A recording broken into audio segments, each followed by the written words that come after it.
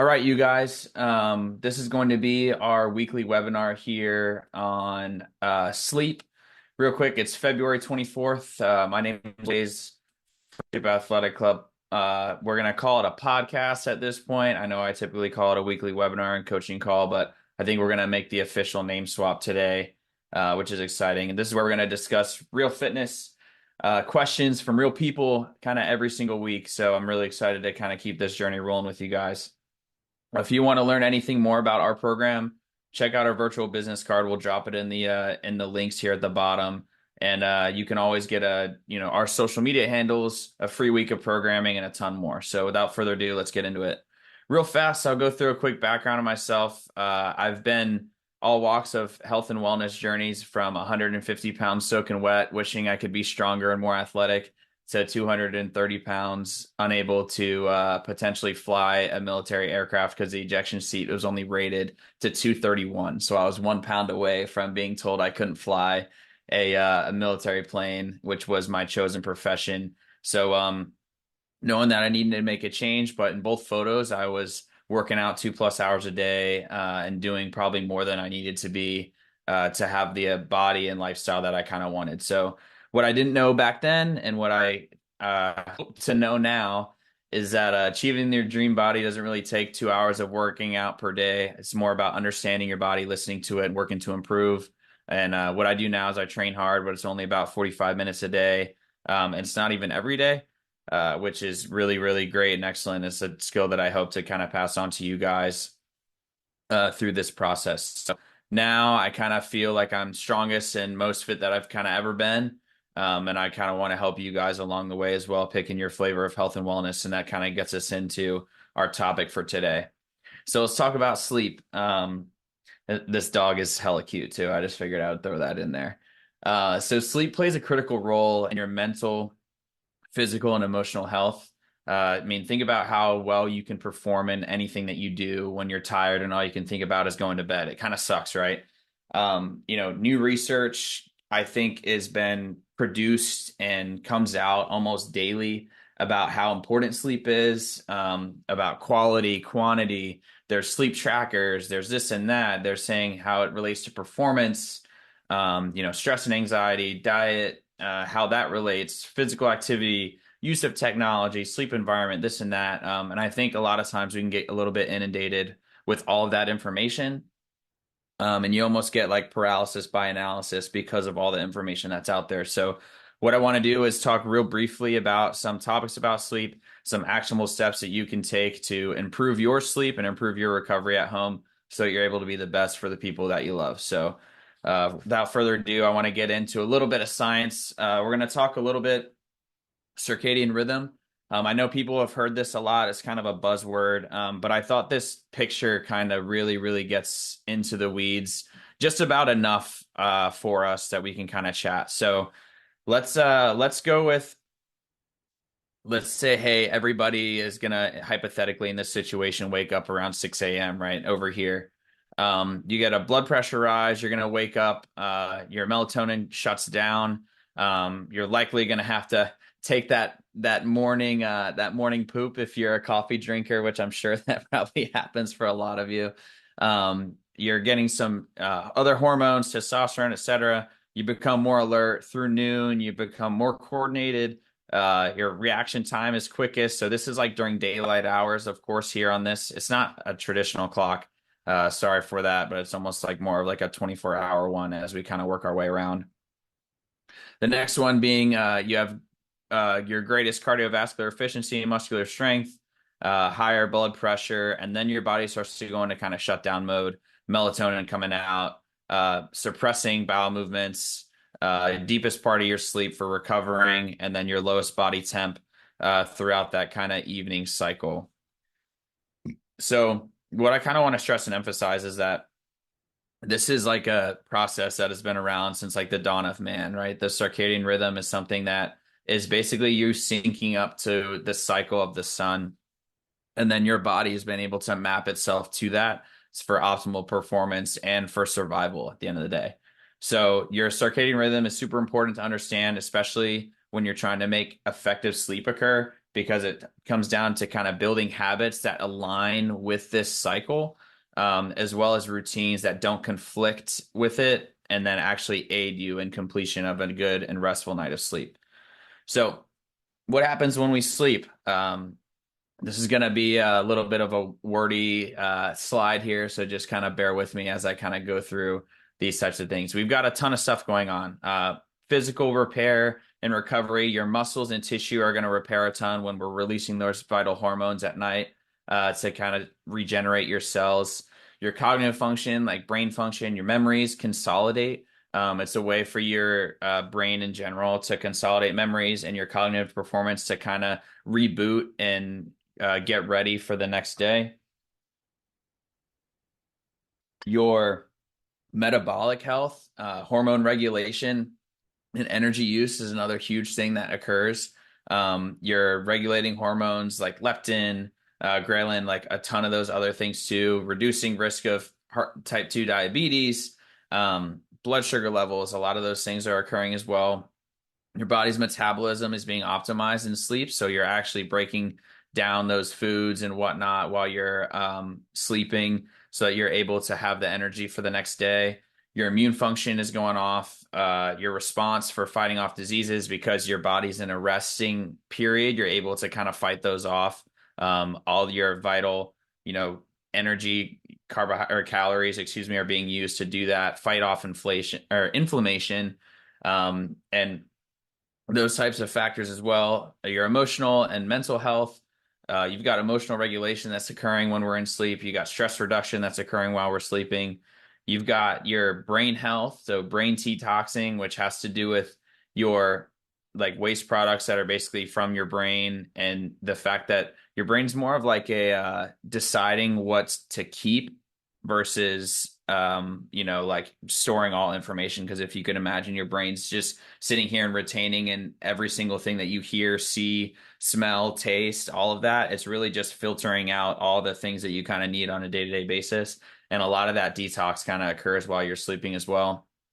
Your hormonal balance, adequate sleep for reproductive health is incredibly important. Your sex hormones, fertility, all those things can be linked to lack of sleep. So what I want you to kind of realize from this is like it basically sleep touches almost everything, almost every bodily function, almost all of the things that are important for us to be, physically, mentally, emotionally, spiritually performing well and optimizing for our day to day. So, what are the most common things that are affecting your sleep quality in general? I would say like these are probably the top 5 things that are going to be something that you can kind of identify as a factor that's going to address your sleep. Now, this isn't all encompassing, but it's something that I kind of threw together here for us to chat about. Stress and anxiety is going to be a huge one. Your mental health is going to affect your ability to fall asleep and stay asleep. Your diet and nutrition, the effects of, caffeine, alcohol, the foods that you eat are all going to affect your sleep. Physical activity and the timing of your physical activity, believe it or not, can also affect your sleep. Use of technology. I know people have heard, blue light, this, and kind of goes back to our circadian rhythm discussion as well. And then your sleep environment, so understanding the best way to kind of optimize that for you to get a good restful night of sleep. So, how do we perform those couple factors? Your stress, your diet, your physical activity, your use of technology, and your sleep environment. Well, there's a couple ways to do that. So, your mental health practice. So, this could be something that has to do with, meditation. This could be something where you're doing some deep breathing. This could be something that you just decide to do something that you enjoy doing before you go to sleep or sometime in the day so that you're able to kind of have that time for yourself. It looks different for everybody. Maybe you're a hiker. Maybe you're somebody who likes to take an evening walk. Maybe you're somebody who likes to read before bed. But basically figuring out kind of what checks that box for you is going to be something that's going to be super helpful when you're sleeping or getting ready to sleep. Eating whole nutrient dense foods most of the time. I know I've stressed this a lot, but the more whole foods and less processed foods that you eat, the better your sleep is going to be. It's something that's pretty inherent in having a healthier diet. And then limiting caffeine intake as well right before bed. If you're somebody who's drinking a cup of coffee at 8 p.m. And you're typically in bed at 9 or 10, that's going to affect your sleep quality as well. And alcohol too can actually affect your sleep, how restful it is, and the quality of that sleep too. Getting some exercise in. I know we talk a lot about that, but what that does, it activates your sympathetic and parasympathetic nervous systems. It's going to help you enter into somewhat of a stressful state, and then your body is going to know the difference between rest and digest and fight or flight, which is going to actually help you kind of enter that rest and digest state when you're going to bed. Some limiting of your exposure to artificial light in the evening. So this is the blue light that we kind of talk about. So screens, TVs, you name it, all those things kind of will affect your sleep. Consistent sleep schedule. So this would be like having a routine of like, hey, every day I usually wake up around X time and I go to bed at X time. The more consistent that is, the better off your sleep quality is going to be over time. Pre-sleep routine. I know I talked a little bit about this before, but whether it's something that you do like, hey, I'm going to have a cup of tea before I go to bed, warm glass of milk, whatever your kind of ritual and routine look like, it's going to be something that if you're more consistent with that, it's going to aid in your body kind of starting the wind down process so that you're able to sleep better over time. And then setting up your sleep space with intention. This is something that I want to spend a little bit more time on, and it's about optimizing that sleep environment that you have. So, adjusting the light available to the room or that is in the room, the temperature of your home or your sleep space is another thing that could be really important. Reducing your noise if you can. Some people like to sleep with like a white noise maker, or like a fan on or those types of things. Those things can be really helpful if that's helpful for you. But one thing that I think a lot of people end up doing is they end up doing more activities in their sleep space than just sleeping. So let's take a bedroom, for example. Let's say you've got a big bedroom and you've got a desk on the side and you work in your bedroom and then you make lunch and then you come back to your desk and then you're eating in your bedroom. You've got a TV mounted in there, so you're watching football games or et cetera, in the bedroom. What happens is your body and your mind are attaching a bunch of different tasks and a bunch of different things to that space. So imagine, now every time you walk in your bedroom, your mind's like, okay, are we going to watch TV today? Are we going to do work today? Are we going to eat today? Or are we going to sleep today? So I find that it's really effective to help optimize your space to kind of have your bedroom be your bedroom for sleeping, So whether that means you don't have TVs in there, that would be probably ideal, but not realistic for most people. But like if you're eating in bed, I'd say it might be helpful for you to kind of move away and start to eat in a space that's more like a kitchen or a living room. So you're able to kind of separate those things in your mind and your body kind of follows suit. So just something I kind of want to put a quick plug in for you guys as we're going through this. So I struggled a lot with sleep, and I want to kind of talk about my path a little bit while we're on. So, when I was in college, I was taking 22 to 24 credits a semester studying to be a mechanical engineer. I was a collegiate athlete. I was frequently going to bed at 1 or 2 in the morning, and awake at like 6 or 7. So, you're doing the math, it's probably like 4 to 5 hours of sleep most weekdays. Chronically tired. So, it was almost like a badge of honor, though, ironically enough. And I don't know if anybody else experiences this either in their workplace or whether they were in school or whatever, but it was like, oh, like I only got 4 or 5 hours of sleep and I'm still here, working or doing whatever. And, it may look different for everybody, but what ended up happening was like I ended up having a bunch of things that negatively affected me because of that. And it kind of permeated into other parts of my life. That was grades, physical, my physical health, my focus in school or in class and at work. If any of these things kind of sound familiar, I would urge you to look more into your sleep patterns, the quality of your sleep, and other factors that may be affecting your sleep as well. What I didn't realize is, all those ancillary problems could be something that could be caused by a change in my sleep patterns. So what I ended up doing, I ended up setting a, drop dead time for when I was going to stop working. And I still kind of stick with that even now, but the time has since shifted up because I'm getting older. But in college, I decided that 11 p.m. was my drop dead time. So if I went to sleep every single night, no matter what, if I was doing homework, if I was doing studying for an exam, if I was, had a workout or something else that went super late, anything at all, I decided that my life was basically I was going to drop at 11 o'clock. Maybe people with kids, maybe people with other opportunities or things going on in their life don't have that luxury, but at the time I did, and it's something that I've carried forward now. So what happened over time is that my physical health got better, my mental health got better, my grades improved.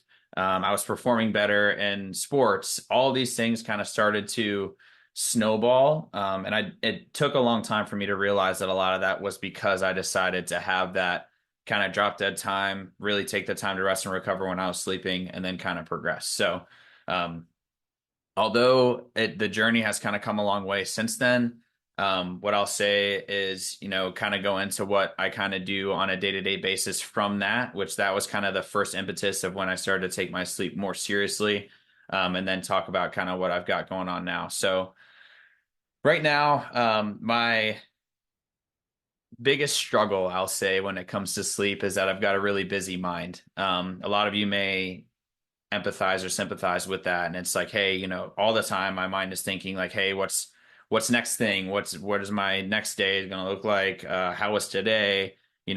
All the thoughts just kind of swirl and swirl and swirl. So what I do to kind of combat that is I have a couple kind of key things that I like to do. And it's my sleep schedule is incredibly strict. I'm typically winding down to lay down into bed around 8 o'clock. I go pretty much eight, maybe I'm in bed and actually sleep by 8:30 or 9, and then I'm up around 4 o'clock in the morning.